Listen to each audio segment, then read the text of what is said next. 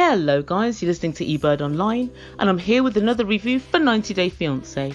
This is Season 7, Episode 10, Do You Love Me? And today we're going to talk about Mike and Natalie and Juliana and Micheal. Before we begin, I just want to give you guys a quick reminder to press that subscribe button and join us on Planet Ebird for regular reviews. Also, you can join me on Twitter at mbird99 and please don't forget to give the video a big thumbs up. So let's get straight into it. First up, we're going to cover Mike and Natalie. So Mike and Natalie are in an interview with producers, and producers asked Mike, "Are you ready to go back to America?" And he inclined his head to one side, and Mike said, I'm not ready to go back to America. This is the saddest part now." And sort of looked at Natalie. Then they asked, "Have you guys made up? Are you guys in a good place?" Nothing like a question or two. And then Natalie said, "He is a great man. I am in a good place with him." They asked, "Do you love Micheal?" Guys, at this point, can you don your black armband? Because there was a 3-minute silence for the death of the relationship of Mike and Natalie. She didn't speak for what seemed like an absolute age. And then she said, "He's a great man." And when they asked, "Do you love Mike?" she said, I think we have a potential." And Mike was like, And really he rolled his eyes. And Natalie continued, "There are moments that are good." And the producer said to Mike, "Does it bother you what she just said?" And Mike said, "Yeah, a little bit. It's not like she's even going to miss me when I leave." And the whole time Natalie was like laughing and trying to put a hand over him and trying to comfort him a little bit. "Natalie, the damage has been done." And she said, "Just to say words and what? It means nothing. If I said I love Mike, it means nothing. Why would I lie?" And she said, "In the future, I think there's potential we can grow to love each other." And Mike looks at her in a rueful way, and it seems as if Natalie has broken his heart. And then Natalie tried to dig her way out of it. She said love has to grow,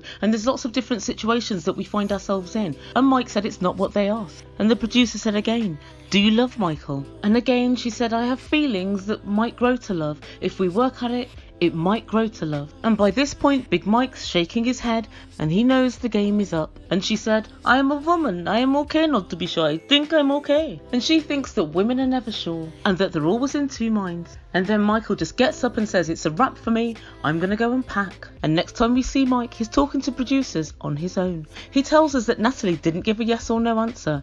Yes, she did, Mike. Unfortunately, she said no. She said, "If I said I loved you, that would be a lie." She said, "Maybe we'll have a chance at love in the future." And I bet you guys are thinking the E-Bird sounds harsh at the moment, but I'm only doing it for Mike's own good. I want him to listen to this, and I want him to hear what Natalie has said loud and clear, because it seems to me that every step of the way, Natalie's kind of pushing him away, and he never really fully hears it. And Mike says this whole trip's been really hard. And Mike and Natalie are sitting on the sofa at Natalie's apartment, and Mike's getting ready to go. "This whole trip's been really hard." And Natalie says, "I don't understand. I was honest to you. I didn't do anything wrong to you. My hands are clean." And then she tells us couples never love each other at the same time. It's false. It's a lie. I don't believe it. How can I say I love you when we have too many fights? Natalie, couples do love each other at the same time. And if you don't believe it and you think it's false, that tells me all I need to know about your relationship with your ex-husband. I think that says more about you than anybody else. And Mike says that he's going. And Natalie takes off her engagement ring and throws it at him. She's so utterly disrespectful.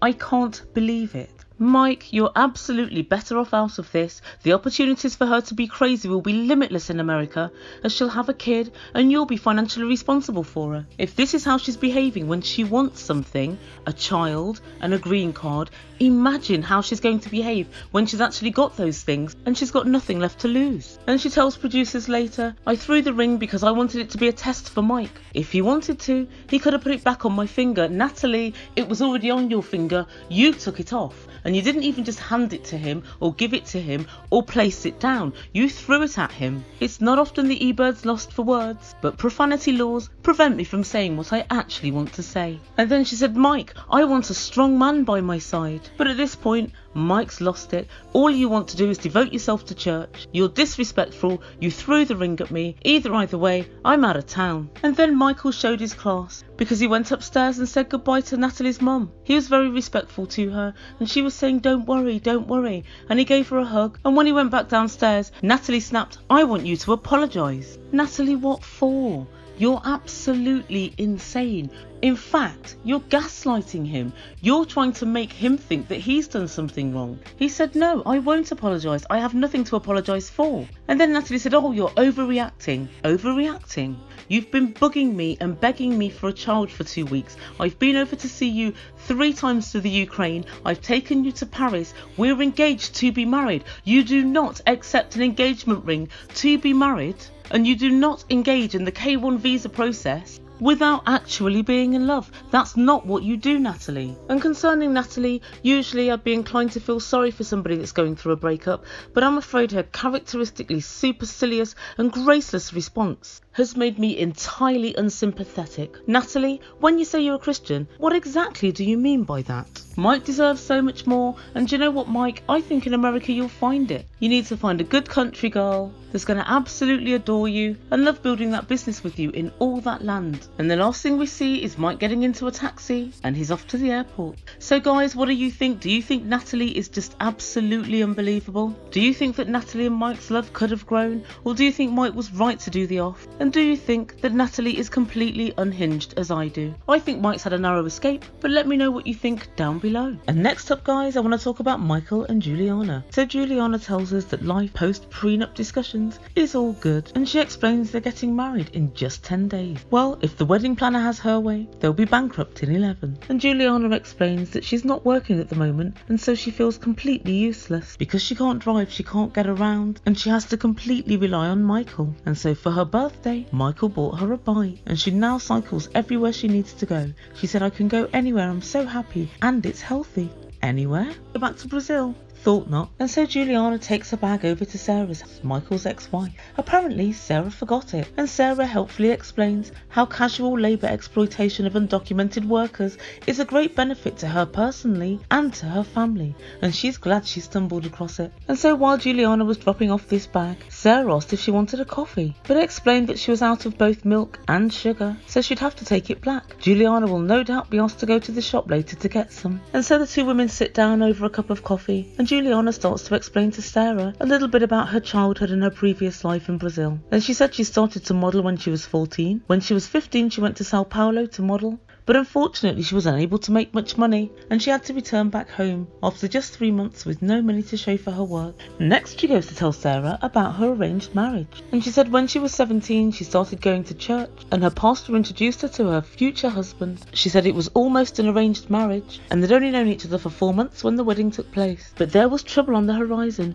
Juliana said the actual day they got married he completely changed, and he started to say to her she wasn't allowed to work, she had to stay in the house and just cook and clean, and he was extremely controlling. After 4 months she walked out, and she went back to Sao Paulo modelling. She only went home to quickly sign the divorce, and when she did so, her ex cried like a baby and begged for one more chance, and Juliana told him no, and that was that. Marriage number 1 down the Swanee. So while she was doing all of this, Sarah was listening intently, and then when Juliana had finished, Sarah started crying, and she became really teary-eyed, and she said it's awful that you've had to go through all of this whilst you were just so young. And Sarah tells producers that lots of people are judging the relationship between Micheal and Juliana, not least the Ebird, but she feels there's far more depth to Juliana than people give her credit for. And she tells Juliana, I'm sorry I told you not to parent my children. When we first met, I realised now you're a hard worker, you're intelligent, you value family, and you love the kids, and they really love you. And I'm really thankful that you chose Micheal. And Juliana said in turn that she's glad Sarah's really nice and she can get on with her.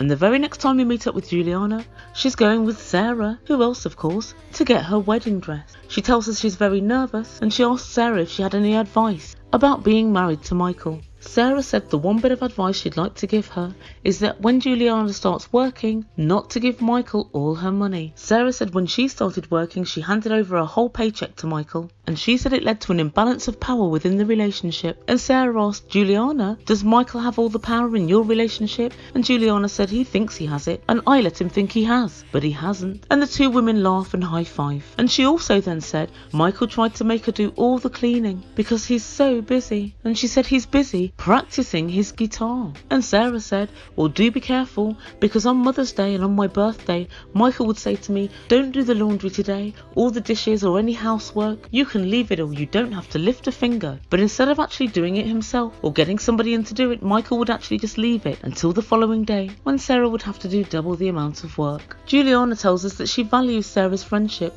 and she'd like to be her best friend because she's so nice. When they arrive at the wedding dress shop to make alterations on the dress, Juliana disappears to put it on, and when she walks out, there's a vision in front of us, and I have to say guys, she looked absolutely stunning, and she looks by far the best that I've seen this season, or in fact any season, in this dress. But she's still very nervous. She said she's worried because her ex treated her like a princess, but then he switched so suddenly. But she says she knows that Micheal won't be like that, and she knows that she's marrying the man she loves, finally. And that's where the story ends with Micheal and Juliana this week. So guys, the big question is, what do you think about Juliana? Do you think she's the real deal, or just a great actress? So it's very possible she could be the real deal. The children seem to really like her, and in fact everyone likes her, including the one person who shouldn't like her, Micheal's ex-wife. So I've got to say it's quite difficult to pull the wool over people's eyes when you're living at very close quarters with them. And when she's talking and when she's telling her truth, she sometimes seems really tearful and she looks really genuine when she's talking. But on the other hand, she could well be a good actress. We haven't forgotten about the car that she put on a credit card as a last minute purchase. Also the pre-nush situation, I still don't buy.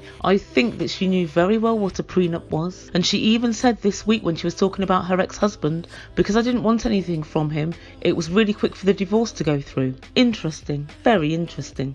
And also she's giving me Meghan Markle vibes with her wedding. She's only inviting a couple of friends and she's not inviting any family at all, and it's something that I'll never actually be able to get over. I just don't understand why a couple of people can't come, and I don't know how you can write your loved ones out of what's a massive momentous day in your life. It's very strange. But having said that, none of her family went to her previous wedding either. Very interesting. So I think my conclusion is that she probably is the real deal, but she has got a hard edge. I think she's just had a really very poor life, a really very difficult life, and I think she's been on the grind to get what she's got now, and no way no how does she want to mess it up. I think she's intrinsically a good person, but she definitely has a little bit of game in there. So guys, let me know what you think. You know I love reading all of your comments, so please put them down below and I'll answer as many as I can. And also, if you've yet to do so, please don't forget to click the red button, subscribe to my channel. I'm very near to 18,000 now, so I'd like to get there before the end of January, if at all possible. So please click the red button, and also don't forget to follow me on Twitter at Ebird99. You've been listening to Ebird Online. Ciao for now.